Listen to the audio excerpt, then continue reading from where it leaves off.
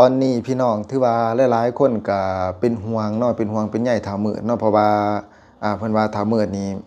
เป็นคนที่ว่าซื่อๆว่าซะเว้าตรงไปตรงมาเว้าความจริงเพิ่นว่าคือหลังคำหนึ่งเพิ่นว่าความจริงเป็นสิ่งบ่ตายคือดังที่เฒ่ามื้อว่าเนาะแต่บางครั้งนี่มันอาจสิเป็นอันตรายต่อเฮาหลายสำหรับความจริงอะนะพี่น้อง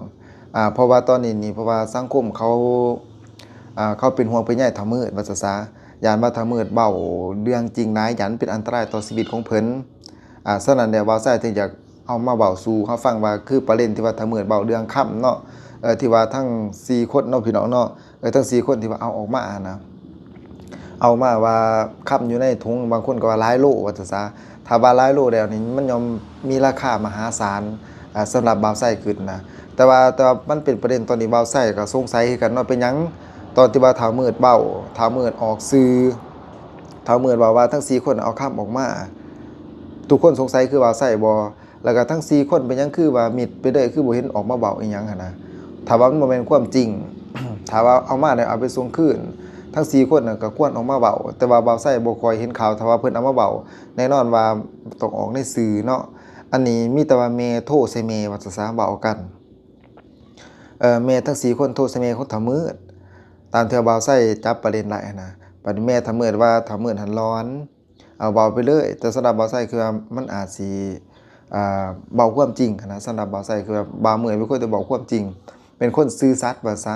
เป็นคนสัตย์ซื่อตรงไปตรงมาเว้าคำใดคือคำนั้นหั่นนะแต่ว่า4คนเนี่ยบ่ฮู้ว่าเป็นจังไดตอนนี้น่ะบ่ออกมาเว้าเลยบ่ออกมาชี้แจงว่าคำนั้นน่ะเอาไปคืนแท้บ่หรือว่าอยู่ในถุงนั้นมีคำหลายปานใดแต่ว่ามีแต่แม่ของทั้ง4คนน่ะเว้าว่า ค่ำนั้นก่อนสำคัญกับไข่เป็ดว่าเอาไปส่งคืนแล้วอยู่หน้าถ้ำมันก็เบิดแล้วแต่ที่จริงหั่นมันบ่เบิดเนาะพี่น้องเนาะเฮามาคอยติดตามไปนำกันว่าเหตุการณ์นี้มันสิเป็นจังไดแต่ว่าหลายๆคนก็ตั้งข้อสงสัยเนาะพี่น้องเนาะว่าถุงที่ว่าเอามามันแม่นหยังอยู่แน่กระแท้แต่สำหรับบ่าวไส้คือนี่แม่นค่ำว่าซะคือว่าแม่นค่ำได้แม่นของมีค่าบัดนี้ คำที่ว่าทั้งมือฟังไว้ทั้ง4คนเอาออกมาว่าซะแต่ว่าน่าสิบ่แม่นแบ่งกันทั้งมือก็ได้ออกมาเว้าแต่ว่าตอนนี้นี่เขาเป็นห่วงทั้งมือคือย้านว่าคำเว้าของทั้งมือนั้นมันสิเป็นอันตรายต่อตัวเองอยากให้ทั้งมือนั้นหยุดเว้าให้มีสติก่อนว่าซั่นซะคอยเบิ่งไปก่อนเพราะว่าคันเว้าความจริงหลายบางเทื่อสิเป็นอันตรายเนาะพี่น้องเนาะเฮาก็ฮู้อยู่แล้วว่ามันเป็นจังไดหันนะเพราะว่าแต่พี่เขาก็บอกว่าให้บ่ายเบี่ยงว่าไปหาตัวเจียอิหยังหันนะ แต่ว่าเท้ามืดก็เลยมาบอกว่าไปหาค่ำตอนที่ว่าเท้ามืดไปวัดป่าผู้ขอเนาะพี่น้องเนาะวัดป่าผู้ขอไปหาครูบาอาจารย์ที่ว่าเพิ่นประพฤติปฏิบัติดีไปซะน่าสิแม่นพ่อแม่ครูบาอาจารย์ที่ว่าเท้ามืดเพิ่นศรัทธาเพิ่นศรัทธาเพิ่นก็ได้ไปหาแล้วก็พ่อแม่ครูบาอาจารย์ก็ได้ถามไถ่หลายสิ่งหลายอย่างเบาไส้สิเอามาเว้าสู่ฟังเด้อพี่น้องเด้อเพราะเบาไส้ไปฟังข้อมูลเพิ่นมาเพิ่นเว้าหยังแหน่กับเท้ามืดแล้วก็ตอนที่ว่าเท้ามืดกินข้าวเนาะพี่น้องเนาะ ตอนที่ว่าทำมือเขาอยู่ที่ผู้ขอว่าซะอยู่ที่วัดป่าผู้ขออาจารย์ถามแล้วก็มีญาติโยมถามว่าทั้ง2คนยังมีชีวิตอยู่บ่แต่ว่าอาจารย์เพิ่นบอกว่าถ้าว่ามันยังมีชีวิตอยู่เพิ่นว่าเพราะว่าผียังบังไว้ว่าซะบังบดเดียงอยู่ตอนนี้นี่เพิ่นว่าบังบดเดียงตามครูบาอาจารย์เพิ่นบอกว่าต่อให้เป็นเดือนก็ยังบ่ตายถ้าว่าบังบดบังไว้มีผีบังตาว่าซะเป็นเดือนก็บ่ตายเขามีเขาทิพย์ เอาให้กินบัดนี้อาจารย์ก็ได้ถามทางเหมือนว่าตอนที่ว่าบอนหู้ปากถ้ำหั่นในหู้เข้าไปมันเป็นโถงหั่นน้ำปิดปากถ้ำไว้หั่นมันมีปล่องหายใจบ่มันมีปล่องอากาศหายใจบ่ทางเหมือนก็ตอบว่ามันมีปล่องหายใจอยู่นี่มันมีปล่องหายใจเด้อพี่น้องเด้อบัดนี้อาจารย์องค์นั้นก็ได้ยืนยันว่าแน่นอนว่ายังบ่ทันตายเพราะว่า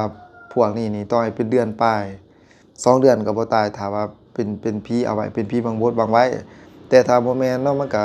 คือว่าเนี่ยเฮาถ้าว่าเฮาตีแบบธรรมศาสตร์บ่าวไส้คือว่าคือสิบ่รอดเพราะมันสิเข้าเลือดแล้วคนเฮาบ่ได้กินข้าวเลือดนึงกันแน่นอนเนาะพี่น้องเนาะแน่นอนว่ากินแตะหน้ามันก็บ่มีเหือมีแห้งบัดนี้หลายๆคนก็บอกว่าออกมาแล้วว่าซะออกมาจากถ้ำแล้วทั้ง5คนนี่นะรวมทั้งถ้ำมื้อแน่หลายๆคนที่ออกมานำกัน5คนเพิ่นนั่นแหละทีมงานที่ว่าติดอยู่ถ้ำเนาะเพราะว่าทรัพย์สินสมบัติที่เอามามันย่อมมีเจ้าที่เจ้าทางเจ้าของเขาเฝ้า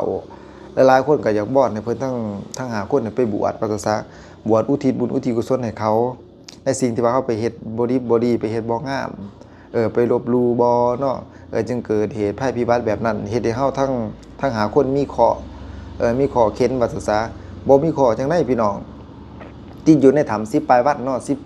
10 45วันติดอยู่ในถ้ำน่ะออกบ่ได้แสดงว่ามันเป็นข้อเฮาแล้วเฮาก็ควรไปบวชแก้บาปเนาะพี่น้องเนาะไปบวชแก้บาปหรือว่าไปบวชสะเลาะเคราะห์บวชอุทิศส่วนบุญส่วนกุศลนั่งเจริญเมตตาภาวนาถือศีล5นั่งสมาธิอุทิศบุญอุทิศกุศลถ้าว่ามันสิเป็นเวลาหน่อยๆก็ตามบ่าวไส้ขึ้นควรไปบวชให้แก่เจ้าที่เจ้าทางหรือว่าเจ้าถ้ำเนาะพี่น้องเนาะผีที่ว่า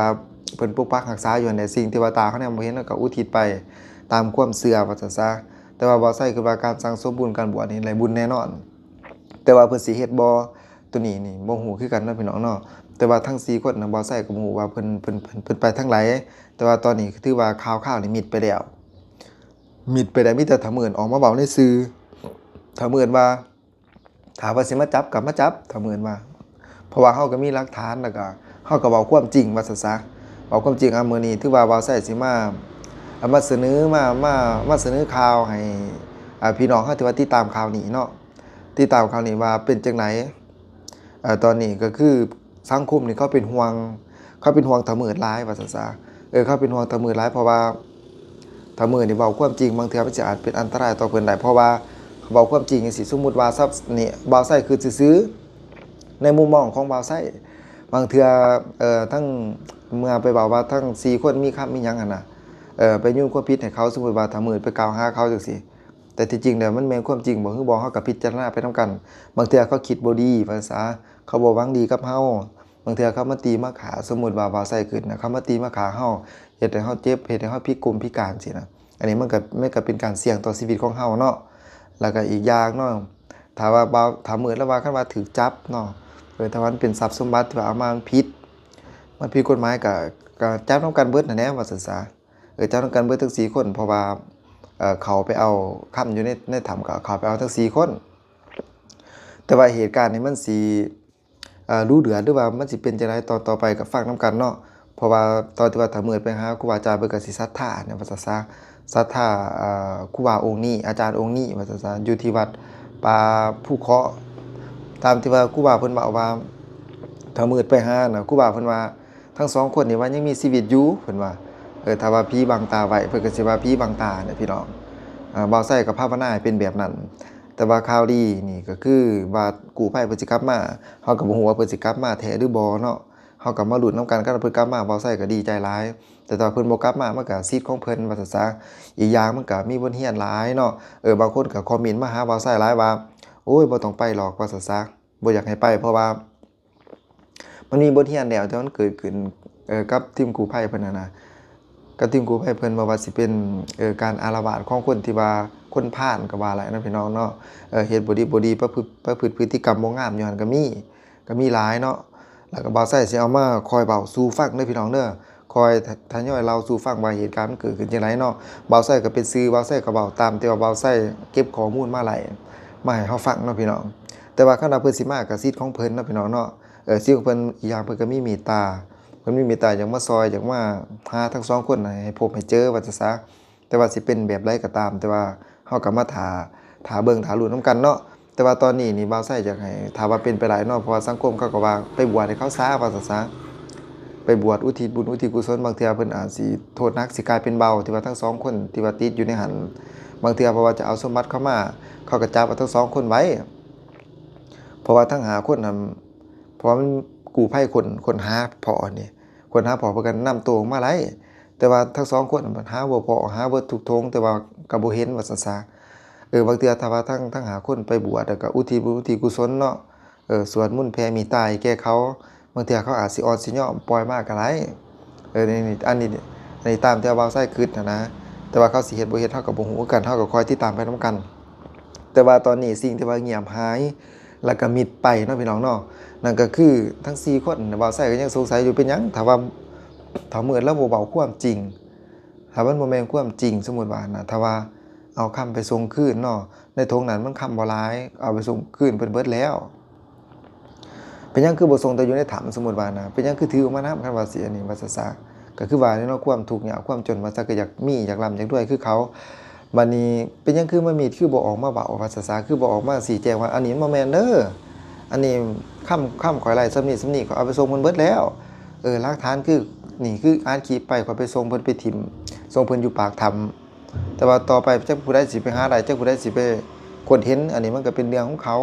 แต่ว่ามีดไปมีแต่ถ้ามื้อเอามาเว้าเนาะถ้ามื้อสำหรับเว้าใส่คือว่าเราเป็นคนสัตย์ซื่อแล้วก็เป็นคนซื่อๆว่าซั่นซะเว้าตรงไปตรงมาเบาสิ่งที่มันเกิดขึ้นดีๆหั่นแหละสิ่งที่มันเกิดขึ้นก็เราสิ่งที่ว่าเราเห็นสิ่งที่ว่าเราฮู้ว่าซั่นซะแล้วก็เอามาสื่อสู่ฟังแต่ว่าก็เป็นประโยชน์อย่างหนึ่งเด้พี่น้องเฮ็ดให้เฮาฮู้แล้วก็เฮ็ดให้เฮาทั้งหลายก็หายสงสัยว่าบ่แม่นเจียว่าซั่นซะสิ่งที่ว่าเขาเอามาบ่แม่นเจียแล้วก็ทำที่ว่าเขาเข้าไปเขาบ่ได้ไปหาเจียแต่ว่าเขาไปหาค่ำว่าซั่นซะเขาไปหาค่ำบ่การไปหาค่ำก็บ่แม่นว่าไปหาเทื่อเดียวไปหาหลายๆเทื่อแหล้วเนาะตามที่ว่าทางมืดบอกเรามาเทื่อที่7ที่ว่าเข้าไปก็ติดอยู่ในถ้ำพี่น้องฉะนั้นพี่น้องที่ว่าติดตามเนาะก็ฝากติดตามตอนต่อไปว่าเหตุการณ์สิเป็นจังไดเนาะถือว่ามื้อนี้ก็ถือว่าก้าวเข้าสู่วันที่25วันเนาะพี่น้องเนาะที่ว่าทั้ง2คนติดถ้ำอยู่แต่ว่ายังบ่มีแววที่ว่าสิออกมาไหลว่าซั่นซะสิออกมาไหลแต่ว่าเฮาก็รอลุ้นตอนต่อไปว่าสิเป็นจังไดเนาะตามที่ว่าเฮาติดตามข่าวมาเนาะพี่น้องเนาะฝากติดตามเด้อพี่น้องเด้อ